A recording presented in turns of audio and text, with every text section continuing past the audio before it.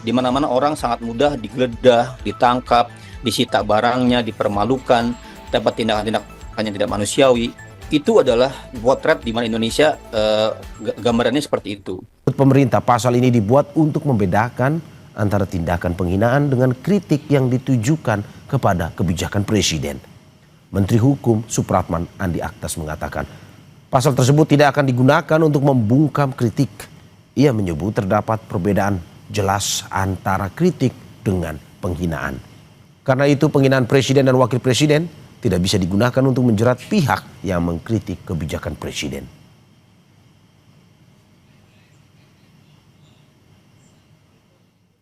Saya rasa tadi udah sangat clear ya kita jelaskan bahwa yang pertama ini bukan pasal yang baru ya. Kemudian yang kedua harus dibedakan antara mana yang kritik, mana yang penghinaan. Saya rasa teman-teman sudah pasti tanpa perlu membaca kitab undang-undang hukum pidananya, teman-teman pasti ngerti. Di publik pun tahu mana yang batasannya namanya menghina maupun yang kritik. Dan saat ini pun juga pemerintah sampai saat ini ya, saya rasa belum pernah ada satupun langkah yang diambil yang terkait dengan hal-hal yang terkait dengan kritik, ya nggak pernah ada ya. Sementara itu Wakil Menteri Hukum menjelaskan tentang pasal 256 KUHP tentang demonstrasi. Wamenkum bilang dalam pasal itu mengatur penanggung jawab demonstrasi harus menginformasikan kepada polisi sebelum menggelar aksi demonstrasi. Hal ini dilakukan agar polisi melakukan pengaturan terhadap lalu lintas. Menurutnya, demonstrasi berpotensi membuat kemacetan lalu lintas. Oleh karena itu, polisi harus mengetahui titik jalan yang menjadi lokasi demonstrasi. Wamenkum menegaskan, pasal itu tidak menghambat atau melarang orang menggelar demo, hanya mengatur dan bukan melarang. Intinya harus memberitahukan kepada polisi. Kata-kata di situ adalah memberitahukan, bukan izin. Mengapa pasal ini harus ada? Ya, sekali lagi mengapa pasal ini harus ada? Karena ini berdasarkan pengalaman yang pernah terjadi di Sumatera Barat, di mana sebuah mobil ambulans yang membawa pasien itu, dia mati di dalam karena terhadang oleh demonstran.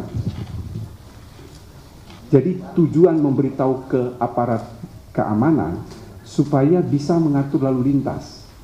Demonstrasi kita menjamin kebebasan berbicara, tetapi kita harus ingat juga bahwa ada hak dari pengguna jalan. Masyarakat sipil untuk pembaruan KUHP mendeklarasikan Indonesia darurat hukum. Ketua Umum YLBHI Muhammad Isnur mengatakan KUHP 2025 mestinya membenahi praktek penegakan hukum pidana yang selama ini bermasalah seperti kriminalisasi, penangkapan, penahanan, penggeledahan, dan penyitaan sewenang-wenang. Namun KUHP baru tidak menyasar beragam persoalan itu. Hanya membenahi sedikit substansi tapi tidak memperkuat pengawasan dan akuntabilitas penegakan hukum.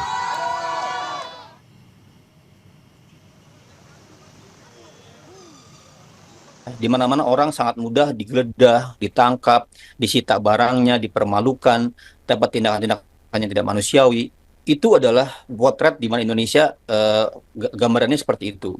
Dan harusnya KUHP itu memperbaiki itu semua ya. KUHP dalam prosesnya kemudian hanya memperbaiki tapi nambah-nambah sedikit tapi tidak memperbaiki bagaimana memberikan pengawasan yang ketat dan akuntabel kepada penegak hukum. Ya, bagaimana polisi nangkap nahan ya masih bisa nahan sendiri gitu. Bagaimana bisa menggeledah, menyita, memblokir bahkan rekening, akun media sosial dan lain-lain.